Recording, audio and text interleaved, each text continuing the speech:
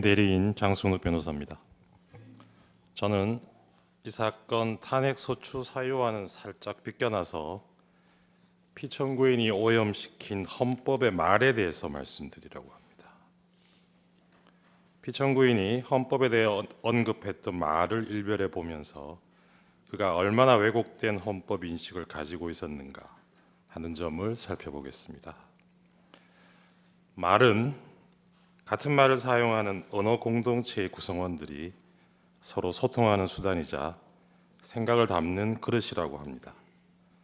따라서 누군가가 사용하는 말이 그 말하고자 하는 대상을 제대로 담아내지 못하고 엉뚱한 의미로, 심지어 정반대의 의미로 쓰인다면 더 이상 소통은 불가능할 것입니다. 만일 그 누군가가 권력자라면 개인과 개인 사이의 소통 단절에 그치는 것이 아니라 언어 공동체 전체가 큰 혼란을 겪게 될 것입니다. 피청구인은 자신이 당선된 지난 대선 시기에 자주 헌법을 이야기했습니다. 이번 대선은 반헌법적 세력과 헌법 수호 세력의 대결이라고 하면서 이 나라의 헌법을 지켜야겠다는 마음에서 대선에 나왔다라고 했습니다. 자신의 검찰총장 이력을 내세우면서 상식과 공정을 역설하기도 했습니다. 피청구인이 강조한 헌법 수호나 상식, 공정과 같은 말들은 유권자들에게 적지 않은 울림을 주었습니다. 그 결과였는지 피청구인은 대통령에 당선되었습니다. 대통령 취임식에서 피청구인은 나는 헌법을 준수하고로 시작하는 대통령 선서를 하였습니다. 이어진 취임사에서 피청구인은 민주주의 위기의 원인으로 반지성주의를 지목하면서 그 극복 수단으로 합리주의와 지성주의를 말하기도 했습니다. 그러나 피청구인이 얘기한 공정과 상식, 합리주의와 지성주의, 헌법 수호라는 말의 의미가 국민 일반의 보편적인 인식과는 다르다는 것을 확인하는 데에는 그리 오랜 시간이 걸리지 않았습니다. 피청구인이 대통령으로 취임한 지 넉 달쯤 되었을 무렵입니다. 미국 순방 중에 피청구인이 사용한 비속어가 논란이 된 적이 있습니다. 이후 대통령실은 그 논란을 집중 제기했던 특정 언론사 기자의 전용기 탑승을 배제하는 조치를 하였습니다. 이에 대해서 피청구인은 대통령의 헌법 수호 책임의 일환이라면서 부득이한 조치라고 했습니다. 헌법이 보장하는 언론의 자유를 탄압하면서 헌법 수호를 내세운 것입니다. 이후로도 피청구인의 반헌법적인 언사는 지속적으로 반복되었습니다. 2022년 10월경에는 적대적 반국가 세력과는 협치가 불가능하다고 했습니다. 협치의 대상인 야당을 적대적 반국가 세력이라고 규정한 것입니다. 2023년 광복절 경축사에서도 우리 사회를 자유민주주의와 공산전체주의로 갈라진 분열적 상태로 규정하면서 사실상 진보적 시민사회와 야권을 싸잡아 반국가 세력, 공산전체주의 세력이라고 낙인 찍었습니다. 이후로도 정부나 대통령의 비판적인 세력을 자유민주주의에 반하는 것으로 보고 이들을 척결 대상으로 삼겠다는 피청구인의 인식은 갈수록 강고해졌고 그의 언어는 더욱 강팍해졌습니다.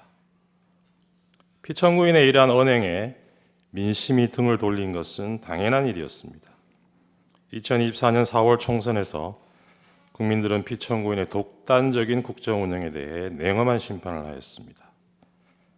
그러나 그러한 총선 결과를 받아들고도 비판 세력에 대한 피청구인의 태도는 달라지지 않았습니다. 오히려 선거 결과를 부정선거의 탓으로 돌리려는 망상을 키워온 것으로 보입니다.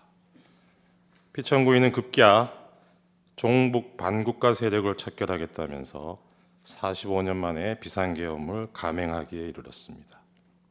12.3 그날 대국민 담화를 필두로 피청구인은 일련의 어지러운 말들을 쏟아냈습니다. 그날 밤 담화문에서 피청구인은 야당의 입법 독재가 헌정 질서를 짓밟고 있다고 했고 내란을 획책하는 명백한 반국가 행위라고 규정했습니다. 국회는 범죄자 집단의 소굴이 되었고 자유민주주의 체제를 붕괴시키는 괴물이 되었다고 했습니다. 그러면서 폐악질을 일삼은 만국의 원흉, 파렴치한 종북 반국가 세력들을 일거에 척결하고 자유헌정 질서를 지키기 위해 비상계엄을 선포한다고 했습니다. 피청구인이 말하는 자유헌정 질서, 즉 자유민주적 기본 질서의 핵심 요소는 복수정당제 하에서 야당으로 대표되는 정치적 반대파를 존중하고 보호하는 것입니다. 피청구인은 대국민 담화에서 존중과 보호의 대상인 이들을 척결하겠다고 했습니다.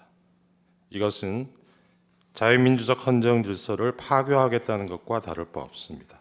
그런데도 이 대목에서도 피청구인은 자유민주적 헌정 질서를 지키기 위해서라고 강변했습니다. 자유민주적 기본 질서에 대한 피청구인의 이러한 전도된 헌법 인식은 자신이 검토하였다고 실토한 포고령에도 오롯이 드러나 있습니다. 포고령에는 피청구인을 비판해온 모든 세력들이 망라되어 있고 이들을 영장 없이 체포할 수 있다고 되어 있습니다. 한마디로 비상계엄을 통해 자신에 대한 모든 정치적 반대파들의 입을 틀어막고 손발을 묶으려 한 것입니다. 그러면서 피청구인이 내세운 것은 역시나 자유민주주의의 수호를 위해서라는 것이었습니다. 존경하는 재판관님, 12.3 비상계엄은 1987년 민주화 이후 차근차근 내디뎌 온 민주공화정의 도정을 물어 돌리려는 것이었습니다. 무모하지만 위험천만한 도발이었습니다. 그러나 피청구인이 이 역주행을 기도하면서 간과한 것이 있었습니다. 그것은 바로 우리 국민들이 온몸으로 저항의 민주주의를 지켜내는 과정에서 체득하고 어느새 DNA에까지 각인된 우리가 주권자라는 시민의식이었습니다. 피청구인이 내팽개친 헌법 수호자로서의 책임을 국민들이 자임하고 나섰던 것입니다. 비상계엄 선포 직후 권력자의 헌정 파괴 시도를 저지하기 위해 많은 시민들이 국회로 달려왔습니다. 그 모습은 대한민국의 주권은 국민에게 있고 모든 권력은 국민으로부터 나온다는 헌법 제1조가 현실에서 작동하는 것을 확인시켜주는 감동적인 장면이었습니다. 이날 우리는 살아 숨쉬는 헌법의 실체를 온몸으로 느끼는 실로 역사적인 체험을 한 것입니다. 이러한 경험은 앞으로 설령 독재를 꿈꾸는 또 다른 몽상가의 또 다른 헌법 파괴 시도가 있더라도 그로부터 민주공화국을 지켜내는 원동력이 될 것이라 믿습니다.